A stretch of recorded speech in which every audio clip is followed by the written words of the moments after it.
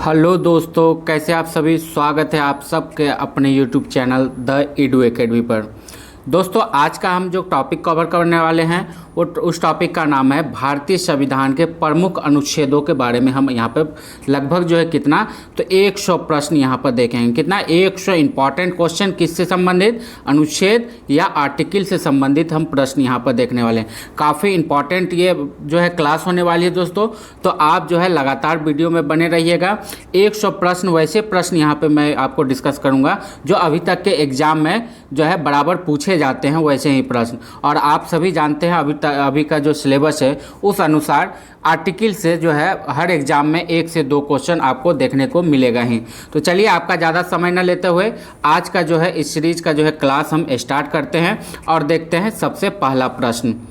तो दोस्तों, सबसे पहला प्रश्न है कि संविधान सभा द्वारा अंतिम रूप से पारित संविधान में कुल कितने अनुच्छेद तथा अनुसूचियां थी। यानी क्वेश्चन कहने का अर्थ यह है कि संविधान सभा द्वारा जब अंतिम रूप से संविधान को बना दिया गया था और उसे लागू करने की बारी आई थी तो उस समय संविधान में कुल कितने अनुच्छेद और अनुसूचियां थी। तो इसका सही जवाब होगा 395 अनुच्छेद और कुल 8 अनुसूचियां थी। अगला प्रश्न है कि वर्तमान समय में भारतीय संविधान में कुल कितने अनुच्छेद और अनुसूचियां हैं। तो वर्तमान समय में अनुसूचियां तो अनुच्छेद तो 395 बरकरार है, लेकिन अनुसूचियों में 4 का इजाफा हुआ है। 4 यानी 8 से होकर के कितना हो गया वर्तमान समय में, तो 12 अनुसूचियां हो गई है। अगला प्रश्न देख ले कि वर्तमान समय में भारतीय संविधान में धाराओं की संख्या कितनी है। तो वर्तमान समय में भारतीय संविधान में धाराओं की संख्या कितनी है, 395। क्लियर है। काफ़ी इंपॉर्टेंट सब क्वेश्चन हम यहाँ पे कवर कर रहे हैं, तो आप इस क्लास का जो है शुरू से अंत तक वीडियो में बने रहिएगा। काफ़ी फायदेमंद आपके लिए ये क्लास होने वाला है। अगला प्रश्न देख लेते हैं, संविधान के किस अनुच्छेद में यह अंकित है कि इंडिया अर्थात भारत राज्यों का एक संघ होगा। जैसा कि आप सभी जान रहे हैं कि अभी काफ़ी जो है चर्चा है, इंडिया वर्सेस भारत अभी चल रहा है, तो उसी के जो है आपको संविधान के किस अनुच्छेद में लिखा है कि भारत राज्यों का एक संघ होगा।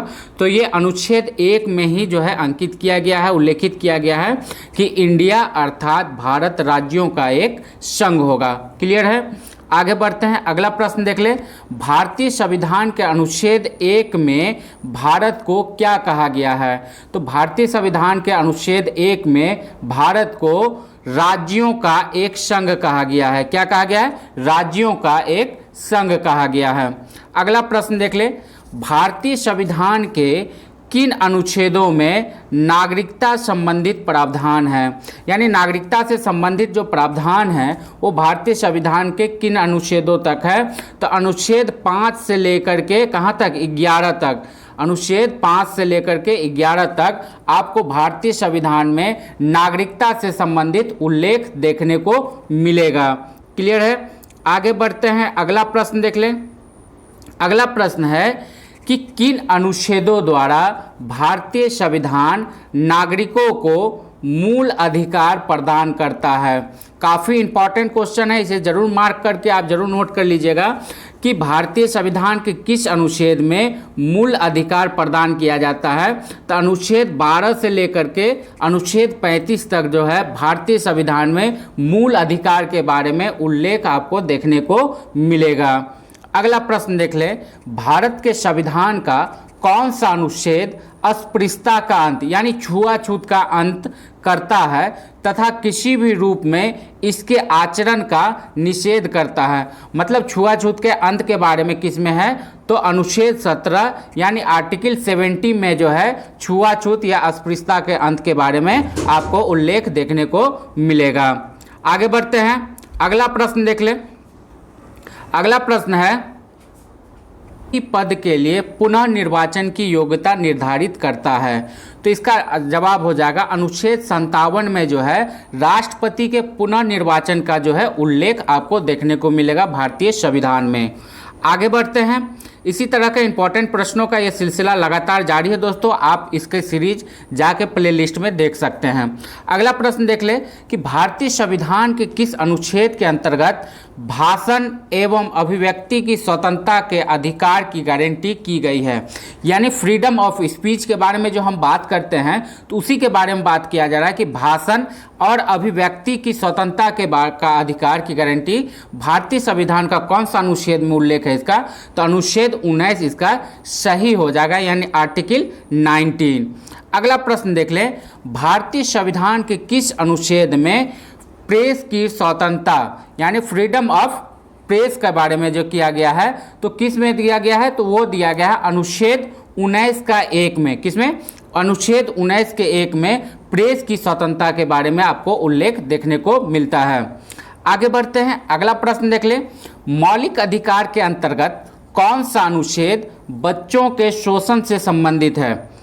प्रश्न एक बार फिर से रिपीट कर रहा हूं कि मौलिक अधिकार के अंतर्गत कौन सा अनुच्छेद बच्चों के शोषण से संबंधित है, तो इसका सही जवाब हो जाएगा अनुच्छेद 24 में जो है बच्चों के शोषण से संबंधित जो उल्लेख है भारतीय संविधान में आपको अनुच्छेद 24 में देखने को मिलता है।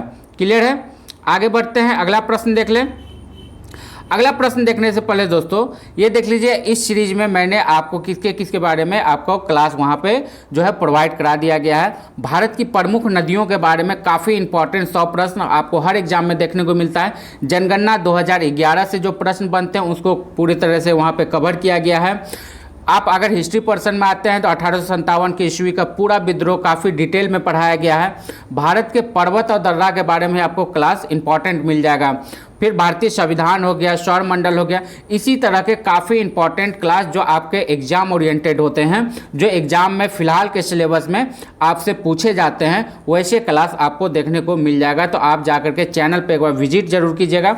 और अगर अभी तक आपने हमारे चैनल द एडू एकेडमी को सब्सक्राइब नहीं किया है तो मोटिवेट करने के लिए एक बार सब्सक्राइब जरूर कर दीजिएगा, ताकि आपके लिए लगातार इसी तरह मैं मेहनत करता रहूँ। और इस वीडियो को लाइक, कमेंट और शेयर भी जरूर कीजिएगा। आगे बढ़ते हैं और अगला प्रश्न देखते हैं। अगला प्रश्न है कि भारतीय संविधान के किस अनुच्छेद में अल्पसंख्यकों के हितों के संरक्षण की व्यवस्था है, तो इसका सही जवाब हो जाएगा अनुच्छेद 29 यानी आर्टिकल 29 में जो है अल्पसंख्यकों के हितों की संरक्षण की व्यवस्था के बारे में जो है भारतीय संविधान में आपको उल्लेख देखने को मिलता है। आगे बढ़ते हैं कि कौन से अनुच्छेद के अंतर्गत भारत का सर्वोच्च न्यायालय नागरिकों के मौलिक अधिकारों की रक्षा करता है, तो इसका सही जवाब हो जाएगा अनुच्छेद 32 के अंतर्गत जो है सर्वोच्च न्यायालय नागरिकों के मौलिक अधिकारों की रक्षा करता है। अगला प्रश्न देख ले, भारतीय संविधान के किन अनुच्छेदों में राज्य के नीति निर्देशक तत्वों का उल्लेख है, तो अनुच्छेद 36 से लेकर के 51 तक, कहाँ से 36 से लेकर के 51 तक राज्य के नीति निर्देशक तत्वों के बारे में भारतीय संविधान के अनुच्छेद 36 से 51 तक आपको उल्लेख देखने को मिलता है। क्लियर है? आगे बढ़ते हैं, अगला प्रश्न देख लें।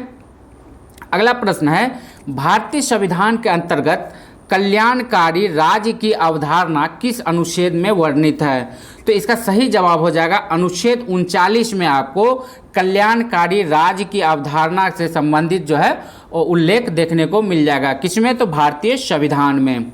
अगला प्रश्न देख ले, भारतीय संविधान का कौन सा अनुच्छेद राज्य सरकार को ग्राम पंचायत के गठन का निर्देश देता है। ये भी काफ़ी इंपॉर्टेंट है, ग्राम पंचायत से रिलेटेड आपको अक्सर जो है प्रश्न देखने को मिलता ही है। तो इसका सही जवाब हो जाएगा अनुच्छेद 40 के अंतर्गत ही राज्य सरकार को ग्राम पंचायत के गठन का निर्देश भारतीय संविधान द्वारा दिया गया है। अगला प्रश्न देख ले, 42वें संविधान संशोधन द्वारा संविधान के किस अनुच्छेद में मौलिक कर्तव्यों को जोड़ा गया है, तो मौलिक कर्तव्यों को किस में जोड़ा गया है, तो अनुच्छेद 51C में। किसमें? अनुच्छेद 51 के C में आपको मौलिक कर्तव्य जोड़ा गया है। और किस संशोधन के द्वारा, तो 42वां जो संविधान संशोधन हुआ था उसमें ही मौलिक कर्तव्य को जोड़ा गया था। क्लियर है? आगे बढ़ते हैं, अगला प्रश्न देख लें। अगला प्रश्न है कि भारतीय संविधान के किस अनुच्छेद में मौलिक कर्तव्य की चर्चा की गई है, तो मौलिक कर्तव्य की चर्चा, जैसा कि मैंने अगला प्रश्न में आपको बता दिया था कि कब जोड़ा गया था, 42वें संविधान संशोधन में इसे जोड़ा गया था। और किसका अनुच्छेद, कौन सा अनुच्छेद में इसका विवरण मिलता है, तो आपको अनुच्छेद 51 के ए में इसका विवरण देखने को या उल्लेख देखने को मिलता है। क्लियर है। अगला प्रश्न देख ले, संघ की कार्यपालिका शक्ति राष्ट्रपति में निहित होगी। संघ की कार्यपालिका शक्ति राष्ट्रपति में निहित होगी, जिसका प्रयोग वह स्वयं या अपने अधीनस्थ अधिकारियों द्वारा करेगा। ये बात जो है संविधान के किस अनुच्छेद में उल्लेखित है, तो ये आपको देखने को मिलेगा अनुच्छेद 53 यानी आर्टिकल 53 में। आगे बढ़ते हैं, अगला प्रश्न देख ले, भारत के संविधान के किस अनुच्छेद के अंतर्गत भारत के राष्ट्रपति पर महाभियोग चलाया जा सकता है। ये भी काफ़ी इंपॉर्टेंट क्वेश्चन है, बार बार एग्जाम में पूछा जाता है कि राष्ट्रपति पर जो महाभियोग चलाया जाता है उसका जो है उल्लेख भारतीय संविधान के अनुच्छेद 61 यानी आर्टिकल 61 में आपको देखने को मिलता है। क्लियर है। आगे बढ़ते हैं, अगला प्रश्न देख ले। अगला प्रश्न है कि संविधान के किस अनुच्छेद में उपराष्ट्रपति पद का प्रावधान किया गया है। तो अनुच्छेद 61 में जो है वहाँ पे बात किया गया है भारत के उपराष्ट्रपति के बारे में। क्लियर है। अगला प्रश्न देख ले, संविधान के किस अनुच्छेद के अंतर्गत मंत्रीगण सामूहिक रूप से लोकसभा के प्रति उत्तरदायी होगा। इस चीज़ का जो है वर्णन या उल्लेख आपको संविधान के अनुच्छेद 75 में देखने को मिलेगा। यानी भारत के जितने भी मंत्रीगण होते हैं, जो मंत्रिमंडल होता है, वो सामूहिक रूप से किसके प्रति उत्तरदायी होता है, तो लोकसभा के प्रति। क्लियर है। आगे बढ़ते हैं, अगला प्रश्न देख ले कि संविधान का कौन सा अनुच्छेद मंत्रिपरिषद के गठन के बारे में आधारभूत नियम निर्धारित करता है। तो इसका सही आंसर हो जाएगा अनुच्छेद 75 यानी आर्टिकल 75 में ही मंत्रिपरिषद के गठन के नियम के कानून के बारे में जो है आपको चर्चा जो है देखने को मिलेगा।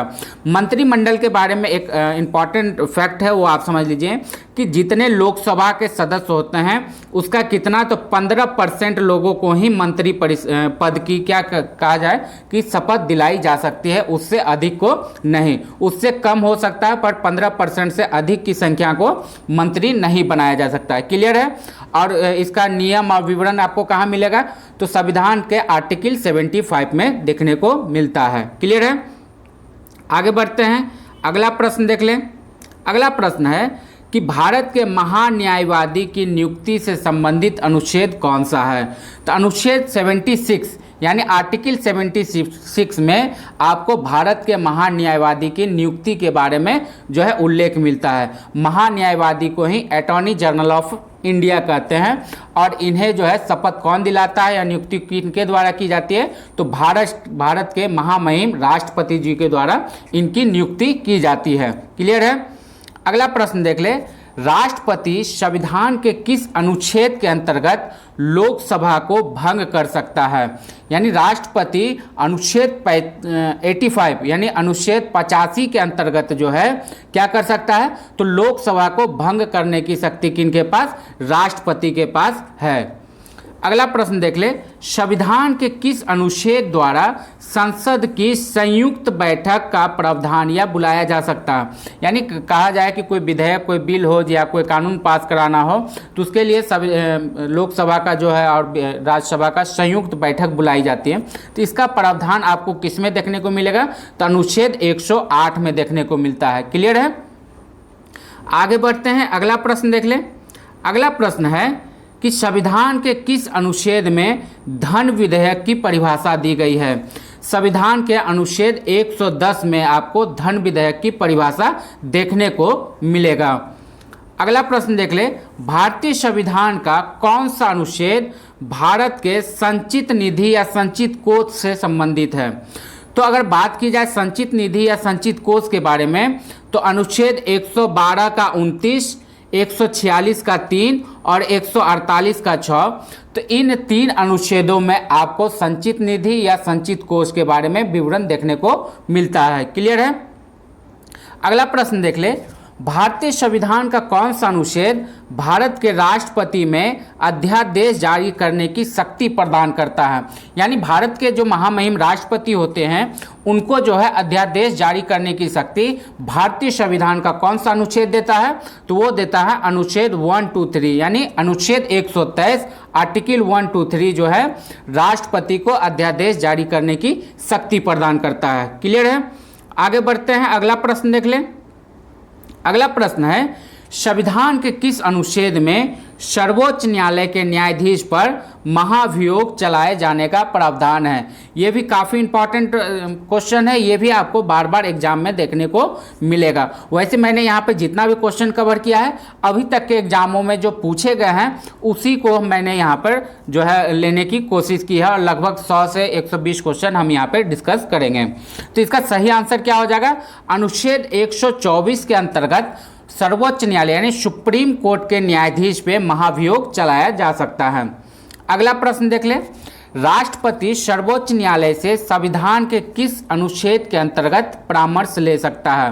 राष्ट्रपति सर्वोच्च न्यायालय यानी सुप्रीम कोर्ट से जो परामर्श लेता है ये जो है कहा जाए कि राष्ट्रपति को जो मिलता है किसके अंतर्गत? तो अनुच्छेद 143 के अंतर्गत ये सेवाएं राष्ट्रपति को मिलता है कि वो चाहे तो किसी भी मतलब मुद्दे पर सर्वोच्च न्यायालय यानी सुप्रीम कोर्ट के मुख्य न्यायाधीश से जो है क्या ले सकते हैं? तो सलाह ले सकते हैं। क्लियर है? अगला प्रश्न देख लें कि सर्वोच्च न्यायालय अपने द्वारा सुनाए गए किसी निर्णय या आदेश का पुनरावलोकन यानी जो है किसी भी सर्वोच्च न्यायालय सुप्रीम कोर्ट द्वारा कोई आदेश दे दिया जाए तो उसे दोबारा वो पुनरावलोकन के लिए कर सकता है। ये व्यवस्था संविधान के किस अनुच्छेद में उपबंधित है यानी किस अनुच्छेद में उल्लेखित है? तो अनुच्छेद 137 के तहत ये सर्वोच्च न्यायालय को ये अधिकार प्राप्त है। क्लियर? आगे बढ़ते हैं, अगला प्रश्न देख लें। अगला प्रश्न है, भारतीय संविधान में सर्वोच्च न्यायालय तथा उच्च न्यायालय को न्याय पूर्वावलोकन की शक्ति प्रदान की गई है किस अनुच्छेद द्वारा? तो अनुच्छेद 32 के द्वारा। किसके द्वारा? अनुच्छेद 32 के द्वारा। अगला प्रश्न देख ले, संविधान के किस अनुच्छेद के अंतर्गत अधीनस्थ न्यायालय या जिला न्यायालय का प्रावधान किया गया है? तो अनुच्छेद 233 के द्वारा जो है अधीनस्थ न्यायालय और जिला न्यायालय का प्रावधान आपको भारतीय संविधान में देखने को मिलेगा। अगला प्रश्न देख लें, किस अनुच्छेद के तहत अवशिष्ट शक्तियां केंद्र के पास समाहित हैं? मतलब कुछ विशेष शक्तियां जो है केंद्र के पास है तो किस अनुच्छेद के द्वारा? तो अनुच्छेद 248 के द्वारा जो है किसके? केंद्र सरकार को ये शक्तियां जो है मिलती हैं। क्लियर है? आगे बढ़ते हैं, अगला प्रश्न देख लें। अगला प्रश्न है कि राज्यों द्वारा प्रार्थना करने पर भारत की संसद उन राज्यों के लिए किस अनुच्छेद के अंतर्गत कानून बना सकती है?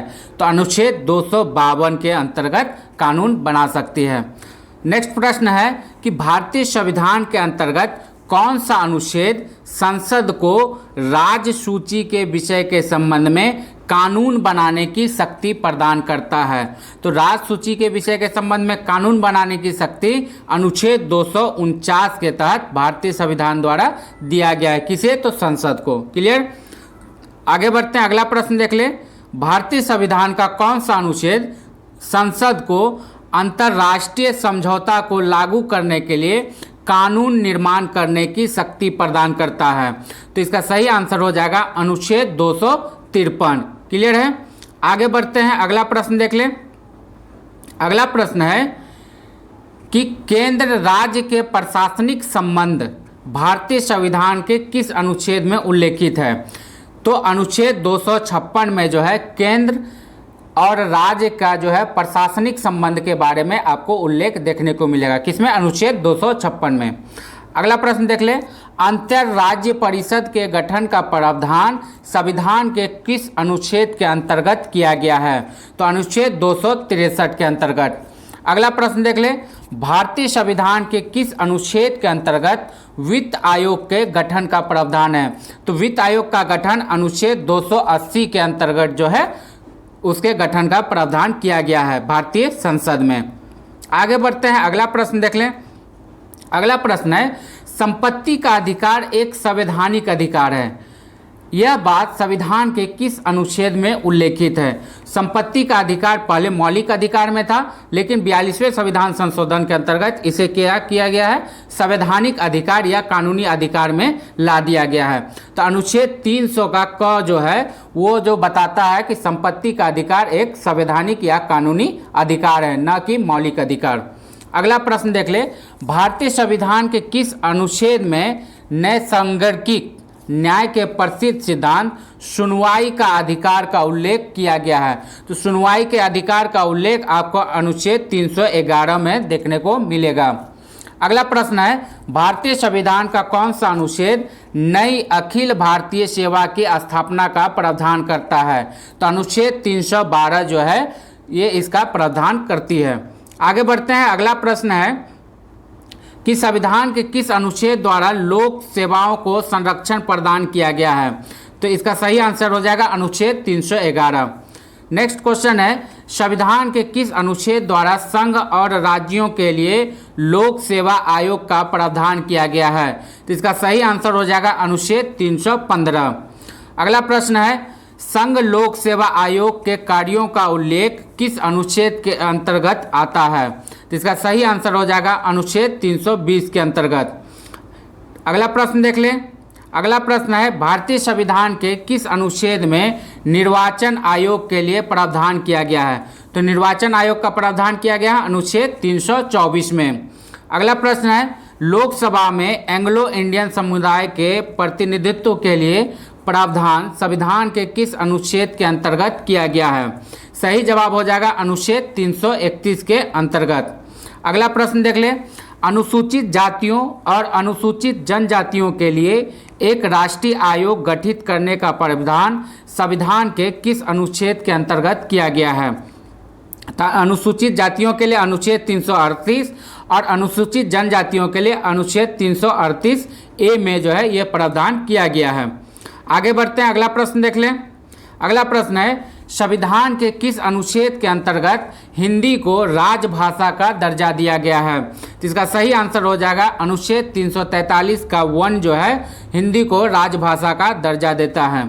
अगला प्रश्न देख ले, किस अनुच्छेद में यह प्रावधान किया गया है कि संघ की राजभाषा हिंदी तथा लिपि देवनागरी होगी? संघ की राजभाषा क्या? हिंदी और लिपि देवनागरी होगी। ये किया गया है अनुच्छेद 343 में। अगला प्रश्न देख ले, संविधान के किस अनुच्छेद में हिंदी भाषा के विकास के लिए निर्देश दिया गया है? तो ये दिया गया है अनुच्छेद 343 में। क्लियर है? आगे बढ़ते हैं। अगला प्रश्न देख लें।